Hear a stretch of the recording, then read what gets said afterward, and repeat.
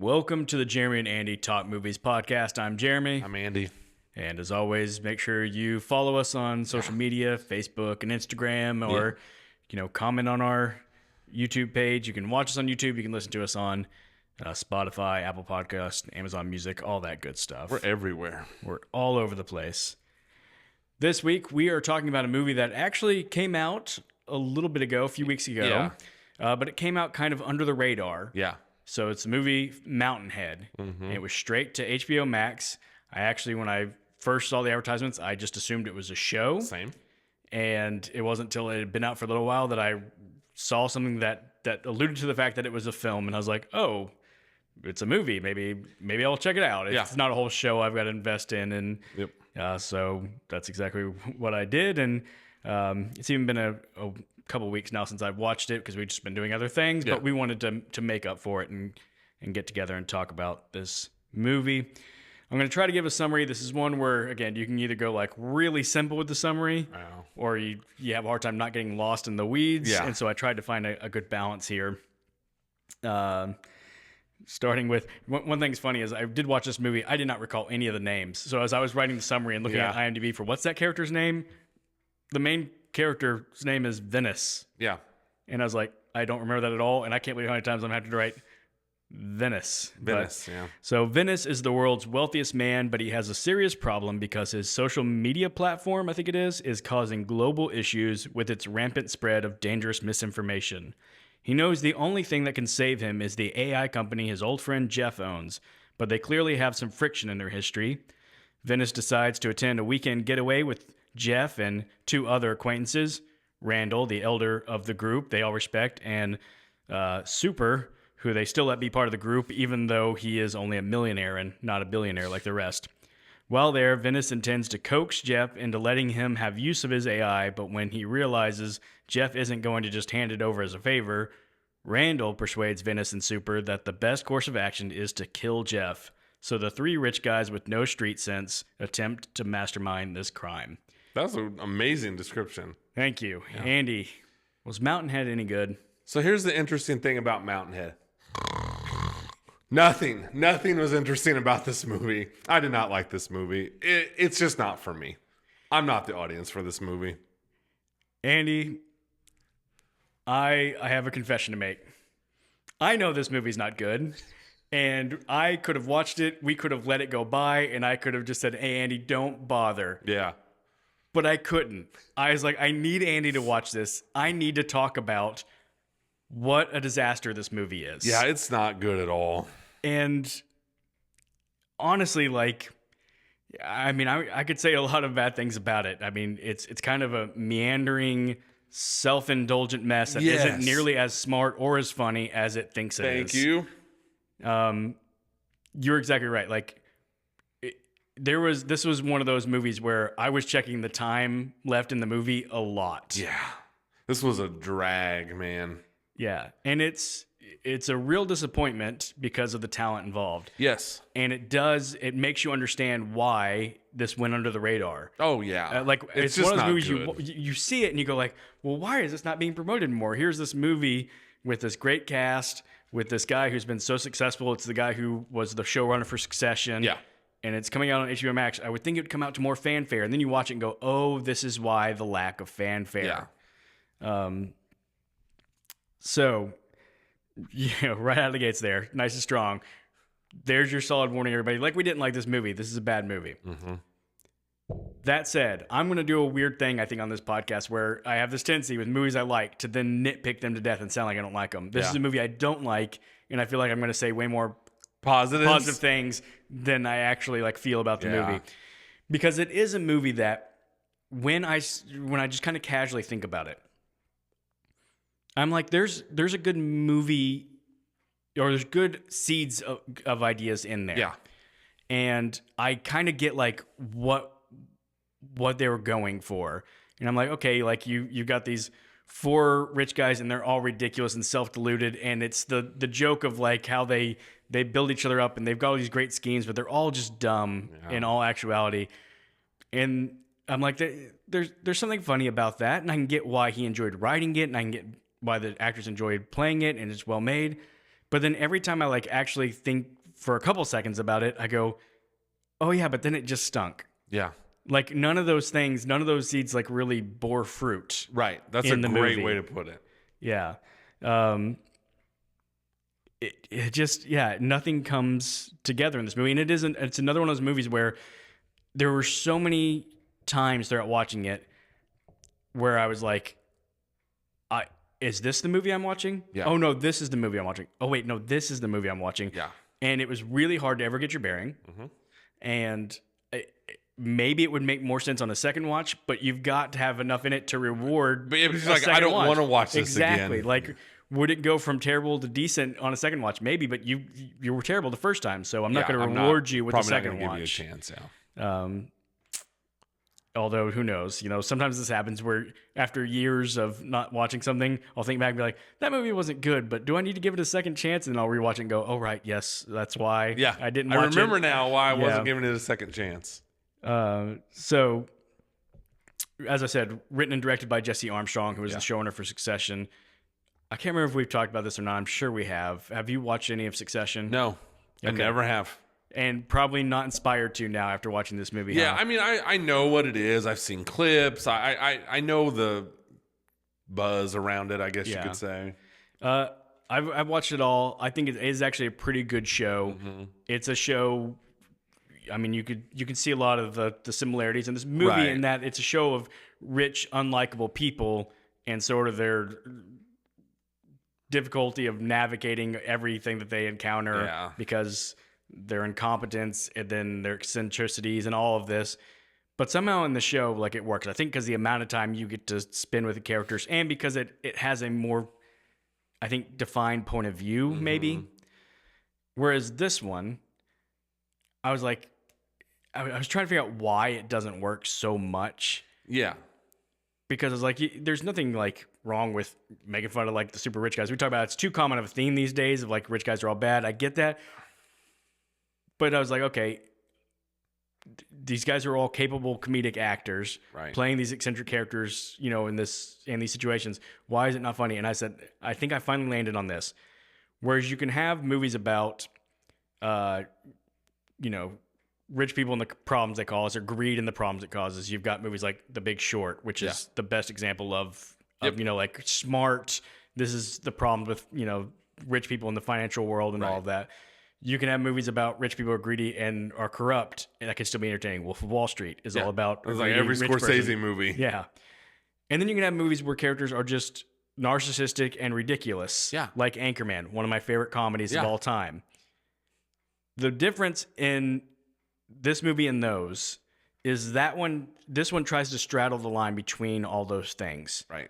So it tries to be ridiculous a lot of times like Anchorman, but it tries to also say something like Big Short does and and you can't do that. No.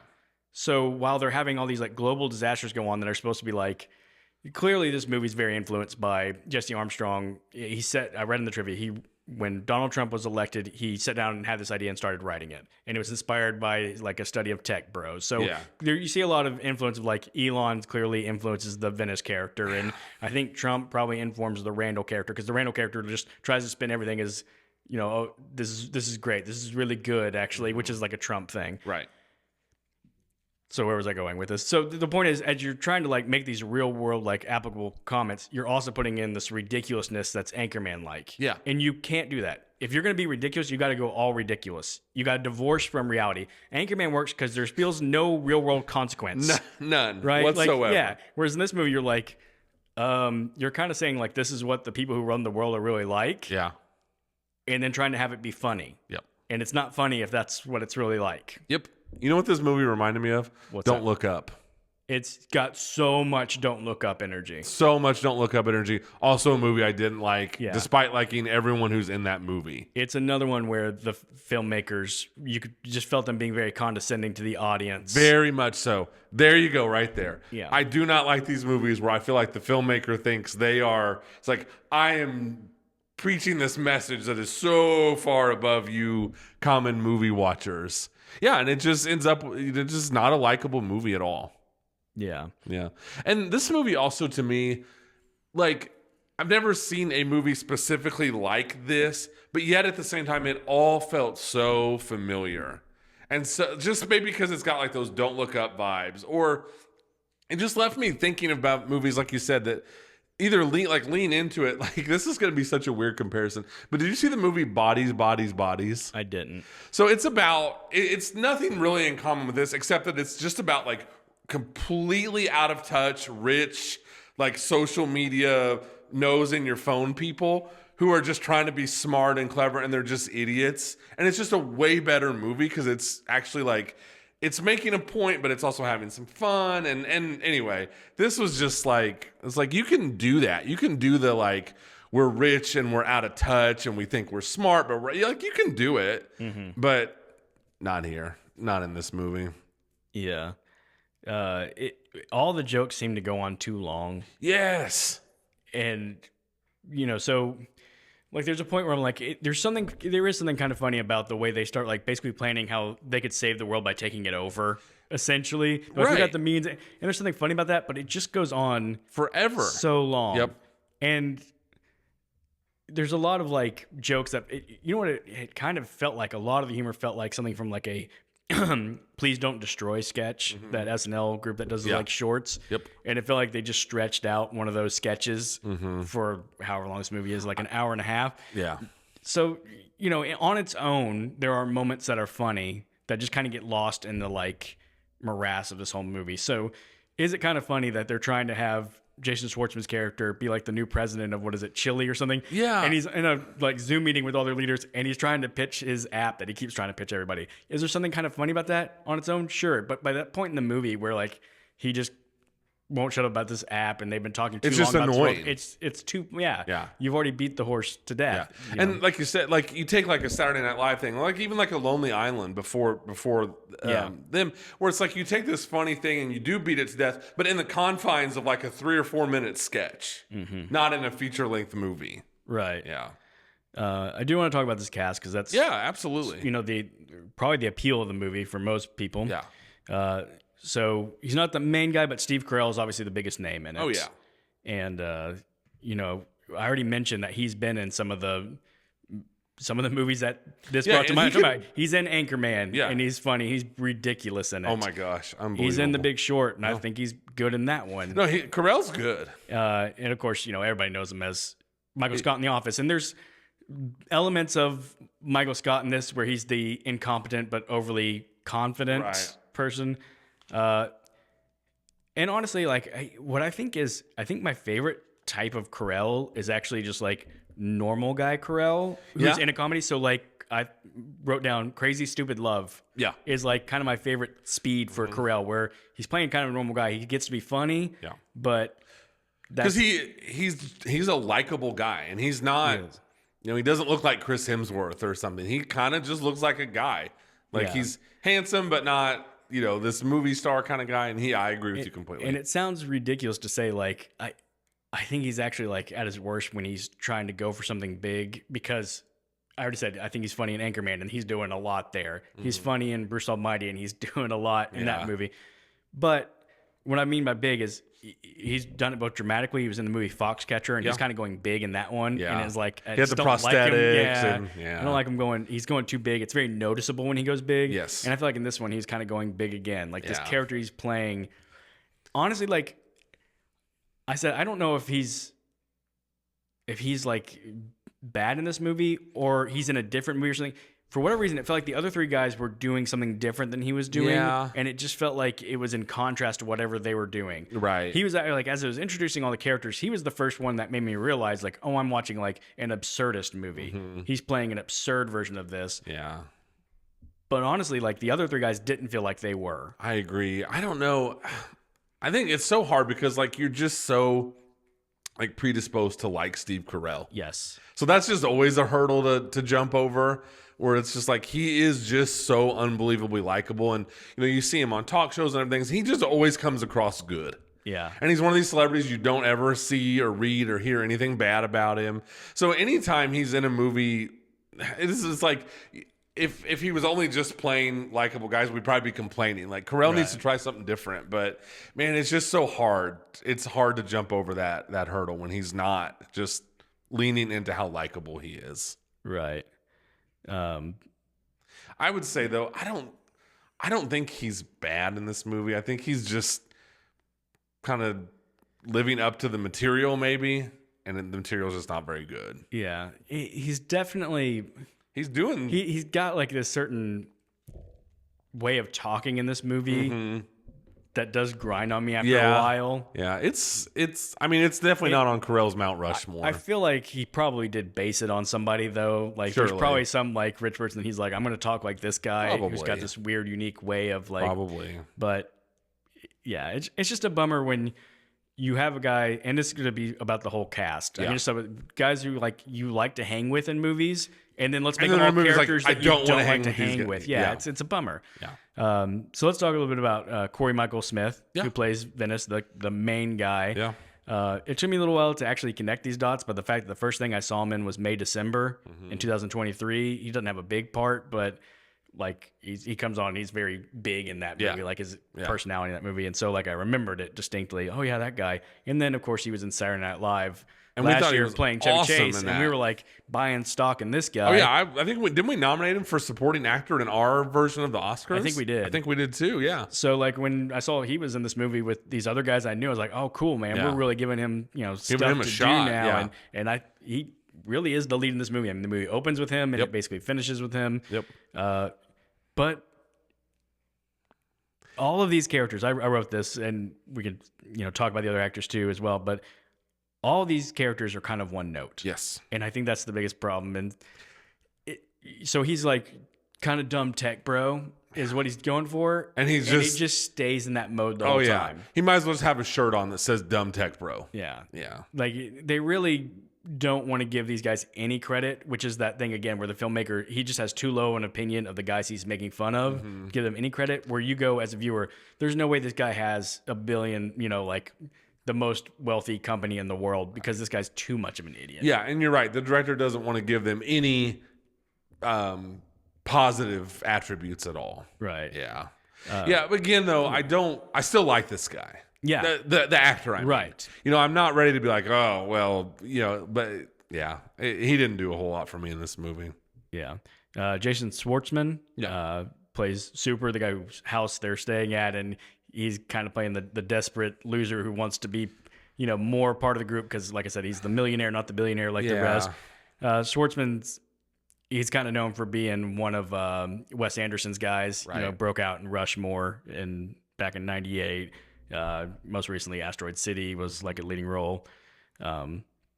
He's a guy like I always just like to see pop up. Yeah, he's solid. And usually, I mean, like it's very rare he's a leading guy in a movie, except for like the Anderson movies. He does really well in kind of supporting bit parts. Yes. And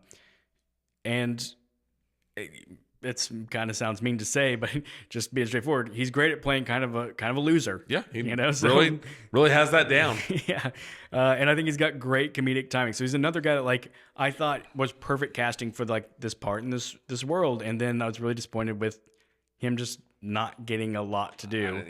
That one note thing is like, hey, we just need you to be kind of pathetic and like always being the kiss butt of the group. Always. Yep, you're right, and he has great timing because doesn't he have the line in? What is it, Rushmore, where he's like, these are OR scrubs, and he's like, oh, are they? I think that's him, if I recall. And he's just got that great deadpan delivery and stuff. He can be so dry, but so everyone's good attributes in this cast are not on display in this movie. Yeah, like everyone in this cast has good tools in their tool belt, and nobody really gets to use them in this movie. Yeah, Rami Youssef plays Jeff. I only knew him from, he was in Poor Things 2 years ago. He's got a very distinct look. And there's something about him that made me go like, I've seen this guy, I thought in my head, I've seen him in several things. And I looked up, I was like, literally just the one thing. Only in Poor Things. But it's so distinct that like it stands out. Another guy who I think is a really good actor, he was the most that you could tell that the Jesse Armstrong was trying to give like he was trying to be the little bit of the moral compass. But he's like, it doesn't make sense that this guy's still hanging out and pals with these other guys. So he still had to be somewhat of an idiot. And so his character was the most inconsistent. Yeah. Where at times he's the guy who's actually normal. Yeah. And but then he has to. But then he has to also be. Yeah. So it was just really frustrating. Very frustrating to watch this movie. I do think that this movie found something just too late. Like I said, because there's so many times like the movie's something for so long and then it turns something else. When it becomes we're three idiots trying to kill a guy and we don't know how, it could have been good. Like some of that stretch has some good stuff. And it was just, I was so frustrated by that point. It's too little too late. Too little too late. But you're right. That's when the movie shines, when it is this lean. It's like they're just going for this. We're like, they're just straight up trying to kill this guy. It basically does just become almost Anchorman levels of goofball at that point. Absolutely. And so, when they lock him in the like sauna room and they're pouring gasoline and he's like pushing it with his hands. That stuff works. And then he's pushing it back out and they're like, stop that, man. Yeah, and then that works. At the end, one of them says, I wish I could do all my deals over having a guy trapped in a room and threaten to light him on fire. And it's like, that's the stuff that works. Funny. It was it's just such a small part of the movie. 90% all the way in the movie, and it's by that point. But you're exactly right. That's what goes to your point. It's like if you're going to go ridiculous, you got to go. Yep. You can't run up to the edge and then turn around and come back. Yeah. Yep. By far the best scene of the movie. Yes. Yeah. Followed not long after by the most ridiculous scene in the movie, which is the end, which is that Jeff kind of just like reconciles with Venice at the end of all that, and it's a bad ending. You're just kind of like, what is happening? What is happening? And is it Carell who just kind of like looks disappointed and just leaves? Yeah, you can tell he's kind of been cut out. Like the only way they're gonna reconcile is that they blame it all on him. Like, not that I was thinking there was gonna be some awesome ending to this movie, but I was like, that's how you chose to end this movie. Yeah, I mean, because the whole movie is, you think, clearly building towards Venice is on this path of destruction. Like his company is causing all this global chaos. They're all blaming him. He knows he's in this panic of, I got to get this AI to save me or I'm going down. And so you think it's all leading to that. Like it's pushed to the point he's literally about to murder his friend to try to get out of it, and he can't. And so you're like, he's done for. Yeah. No, he's actually just going to. And again, I think that's probably the filmmaker trying to have a message of like, these guys get away with everything. They can even try to murder their friend. And you're probably right, but I don't. That's doesn't not what mean I want to watch good. in my comedic satire. I don't know. Right, and if you're gonna, and I guess not all movies that do this have to end this way, but if you're gonna make me spend all this time with these unlikable people, I want to see somebody get what's coming to them. I just do. Yeah. And maybe that's on me, but then it's like, you're right. Everyone's just kind of like, oh, okay. Everyone just kind of goes along their way, and you don't get any kind of resolution at all. Like, I don't know. It was a bad ending to a bad movie. Yeah. So a couple bits of trivia from IMDb, and I'm not quoting these directly like I normally do. I'm just summarizing. But one is basically that from conception to finished product, this film took about 6 months. Mm-hmm. And my note on that is you can really feel it. Yeah. You can tell like this went through quickly. He got an idea, he got excited about it. Let's do it. Let's crank this out. The cast, I think, mostly signed on before the script was even finished because they were just like, hey, we love what you've done with Succession. We're in. Yeah. And they get together and film it real fast. And it has a real like, we rushed through this, and that's why it feels like a really unbalanced mess. And you wonder if like maybe if he had written a draft, sat on it for a minute, gone back to it, given it some time, let it breathe, he could have found a good movie out of this. But he does not seem that. Yeah, rushing was not the way to make this movie. And there's really no like reason to have rushed. I get that, like, again, and according to the trivia, as soon as Trump was elected, basically like inspired him to start writing this. But it's not like it was time sensitive. Like, I've got to get this movie out now, otherwise it won't feel relevant. Right. A year from now. They're not pushing for a theater release date or anything. So it's like, just take your time. Yeah. The other bit of trivia is much more just loosely related to anything mattering in this film. But there is one scene in the film in which one of the characters is doing yoga in front of a screen. And the yoga that he's following along with is actually from a real YouTube channel called Yoga with Adrian. And I've I have in fact done yoga with Adrian before. All right. So I actually recognize it. I said, Is that my yoga sensei, Adrian? Adrian? So actually just shout out to two of my friends' wives, Gabrielle and Charlize, because we were all on vacation and they were doing yoga together. And I was like, whatever, I'll jump in. So they were doing yoga with Adrian and I did yoga with Adrian. That may be a more interesting podcast. Is just you talking about your yoga experience. Yeah, so probably more interesting than this movie. So yeah, it was really, really random and that was years ago. All these years later, be watching this random dumb movie. What a weird connection. And seeing yoga on the screen going, I know that. I would have rather been doing yoga than watching this movie. Absolutely. Yeah, so congrats to Yoga with Adrian, so. What a moment for Yoga with Adrian. Yeah. Not surprisingly, with the Rotten Tomato scores, the critics gave this one 74%. Yeah. The audience is 26%. Yeah. That's what I expected. Yep. I do think this is one with the critics where the reputation of the film, the filmmakers, definitely gave them certain colored glasses, the rose-colored glasses. I think this is one where they had to go in looking for good so hard that they were determined to find it. Yeah. And like I said, you can kind of see the breadcrumbs of it. So I bet you they really latched onto those. Probably.